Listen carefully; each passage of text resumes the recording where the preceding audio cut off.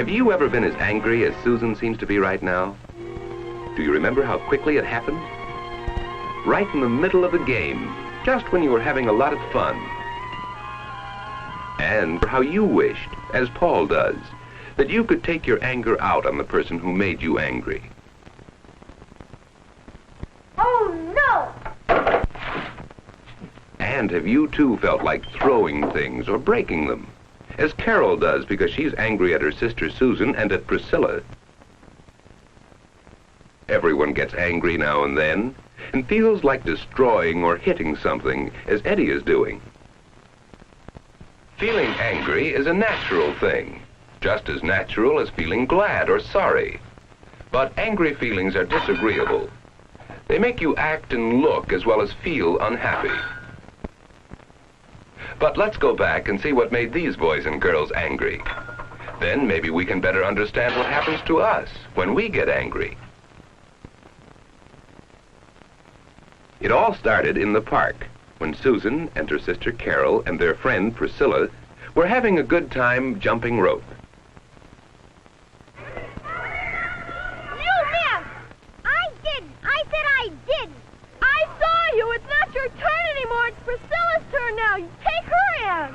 I will not! You stop turning and made me miss on purpose. My turn. It isn't Priscilla's. The argument with Carol made Susan very angry. We all have arguments once in a while, and it's natural to get angry. And so, when Carol refused to give in, Susan quit the game and went home. Susan nestled down on the soft couch and tried to forget her anger. But somehow her feelings of anger didn't go away, and Susan could not read or think of anything she wanted to do. The trouble was that Sue's anger was still bottled up inside of her. She felt as though she were bursting with unhappiness. How could she get rid of her anger? Let's listen to what she has to say to Carol.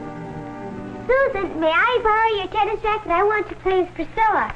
No, you can't use anything of mine! Not ever! I'm so mad at you! What's the matter with you? She's angry because she couldn't have her way when we were playing jump rope. She didn't play fair. Oh, now, wait a minute. Let's talk it over. Susan, tell me all about it. Gradually, Susan is getting rid of her anger. Angry feelings should be gotten rid of one way or another, but always without hurting someone else. Let's leave Susan and her family now and see what made Paul angry and what happened to him. Boy, I bet this plane will fly for 5 minutes. Better fly longer than Pete. Hey, careful there, Eddie. Don't break it. That's Pete. Boy, wait till Pete gets here. We can take him out and fly him all around. Hi. Oh, hi, Pete. Look at the planes. Aren't they wonderful? Come on, let's go. I'm not going to fly planes today. I'm going to play ball. But you said we'd fly our planes. I said I would, but I changed my mind. Besides that, Jack said I could play first base. We can fly planes tomorrow. You're a heck of a guy. First you promise, then you break your promise. Oh, so what? That's a dirty trick. The broken promise and disappointment have made Paul furiously angry. Things like this happen to all of us, and we're pretty likely to get angry. For a moment, Paul stopped and thought about going to the gym, where he hears Mr. Jackson working with a punching bag. But then he decided he didn't feel like going to the gym or like watching Mr. Jackson. So he went home.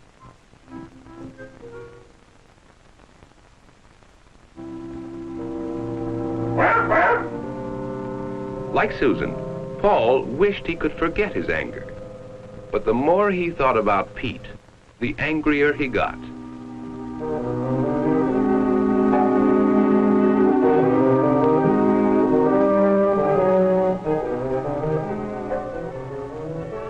You can see he didn't feel much like playing baseball. Nothing seemed like fun. The anger was still in him. He felt thoroughly upset.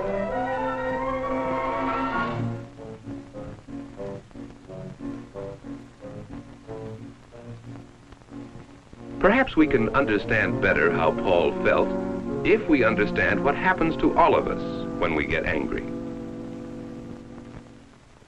It's as if suddenly many parts of our body work harder and faster. We feel great excitement. Hearts beat faster, and the blood seems to rush quicker through the body. Sometimes a lot of blood rushes to the head. Our face gets flushed. Sometimes blood rushes to the stomach. Anger makes us feel sick all over.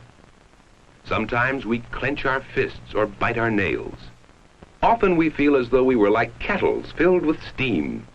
The angrier we get, the stronger the pressure inside of us. Like the kettles, we must find some way to let the pressure out. When Susan got angry at Carol in the park, she got all stirred up inside. And when Paul got angry at his friend Pete, he too felt as though he were boiling over with anger. But when Susan went home, she didn't let her anger out. And Paul made the same mistake. You can see that Susan and Paul would have felt better if they had found a good way to let the steam off sooner. Because it is important to let out our angry feelings, let's think of some different ways of getting rid of them. One way would have been for Susan to tell Carol right away that she was furious at her. Then she might have gone on turning the rope and waiting for her turn to jump.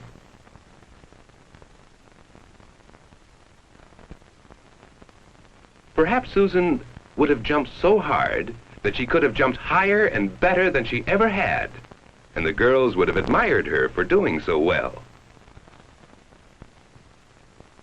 Or Susan could have looked for her mother as soon as she came home and told her all about her trouble. Talking difficulties over with friends, parents, homeroom teachers, or the coach are good ways to get rid of anger. If Susan had tried any of these ways, she would have let her anger out and pleasant feelings would gradually have returned. Susan then would have soon forgotten her troubles and gone on playing. Now, let's see what Paul might have done to get rid of his anger. When he passed by the gym, he might have entered. And then... Hi, Mr. Jackson. Hi, Paul. Boy, it sure feels good to get the old muscles loosened up again. But I thought you were going to be flying your model plane this afternoon. We were, but Pete ditched me. Well, how'd that happen? We were just about to fly our planes when Pete decided to play baseball. Baseball? Here, Paul, you want to hit the bag? Had Paul started talking to Mr. Jackson as soon as Pete left him, or even decided to punch the bag, his disappointment and anger would have dissolved, and he would have begun to feel better right then.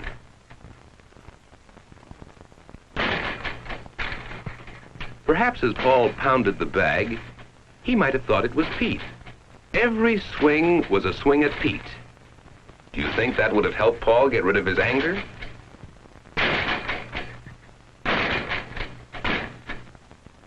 Anyhow, with his feelings taken out on the punching bag, Paul may have found that he wasn't angry anymore.